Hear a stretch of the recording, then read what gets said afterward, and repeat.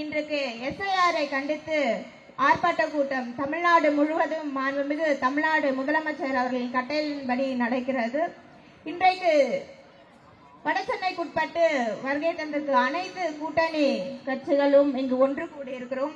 SIR என்றால் என்ன, SIR எதுக்கு இப்ப நம்ம எடுத்துட்டு வந்து நம்ம தமிழகத்துல திணிக்கிறாங்க அப்படின்றத நம்ம எல்லாருமே ஃபர்ஸ்ட் தெரிஞ்சுக்கணும். எஸ்ஐஆர் என்றால் சிறப்பு தீவிர திருத்தம். ஒவ்வொரு சட்டமன்ற தேர்தலுக்கும் அவ்வப்பொழுது திருத்தங்கள் ஏற்படும்.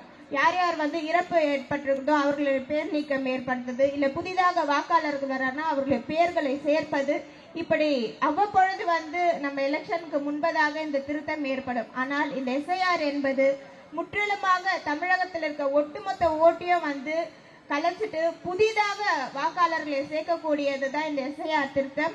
அதை எதற்காக தேர்தலுக்கு முன்பதாக இவ்வளவு குறுகிய காலத்துல எடுத்துட்டு தமிழ்நாட்டுல திரிக்கணும்.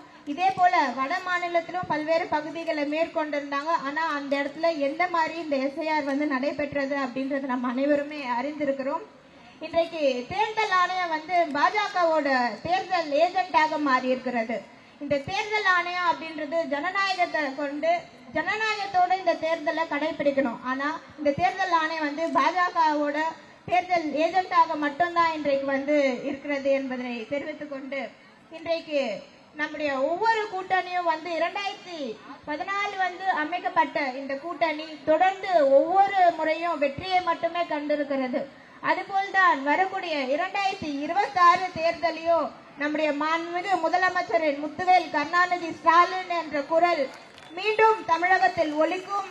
அதற்கு நாம் அனைவரும் ஒன்றிணைந்து இந்த தேர்தலில் பணியாற்றுவோம்.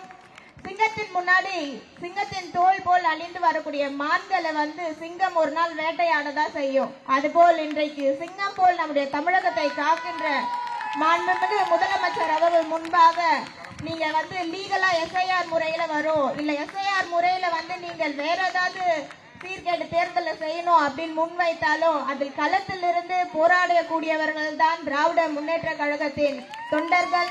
மாண்புமிகு தமிழ்நாடு முதலமைச்சர் அவர்கள் ஒவ்வொரு BLA-2 இது குறித்து களத்திலிருந்து பணியாற்ற தெரிவித்திருக்கிறார்கள். இன்றைக்கு நம்முடைய நிற்கக்கூடிய கூட்டணி கட்சிகளும் 2014 முதல் தொடர்ந்து இந்த கூட்டணியில் வெற்றி பெற்று வருகிறோம். வரக்கூடிய தேர்தலிலும் வெற்றி பெறுவோம் என்று தெரிவித்து, ஒவ்வொரு வாக்காளரின் உரிமை என்ன என்று அந்த வாக்காளரிடம் நேரடியாக சென்று அவர்களுக்கு இந்த எஸ்ஐஆரை குறித்து விழிப்புணர்வை ஏற்படுத்த வேண்டும். இந்த எஸ்ஐஆர் மூலியமாக என்ன மாதிரியான வாக்காளர் விடுபட முடியும், இல்ல எந்த மாதிரியான சேர்க்க முடியும் என்ற விழிப்புணர்வை நம்முடைய பொதுமக்களிடம் எடுத்து செல்ல வேண்டும். இது ஒவ்வொரு BLA-2 கடமை. இது குறித்து தொடர்ந்து நம்முடைய களத்தில் ஒவ்வொரு BLA-2 செயலாற்றி வருகிறார்கள். ஜனவரி மாதம் தான் தேர்தல் பணி துவங்கப்படும் என்று இல்லாமல் இன்று முதலே நம்முடைய தேர்தல் பணிகளை துவங்கி ஒவ்வொரு நாளும் தேர்தலுக்காக பாடுபடுவோம் என்று தெரிவித்து 2026 மீண்டும் நம்முடைய தமிழகத்தில் திராவிட முன்னேற்ற கழகம் தான் வெற்றி பெறும், இந்த கூட்டணி தான் வெற்றி பெறும் என்பதை தெரிவித்துக் கொண்டு விடைபெறுகிறேன். நன்றி. பிளே ஸ்டோர் மற்றும் ஆப் ஸ்டோரில் இருந்து பாலிமர் செயலியை QR கோடு மூலம் பதிவிறக்கம் செய்யுங்கள். செய்திகளை உடனுக்குடன் பெறுங்கள்.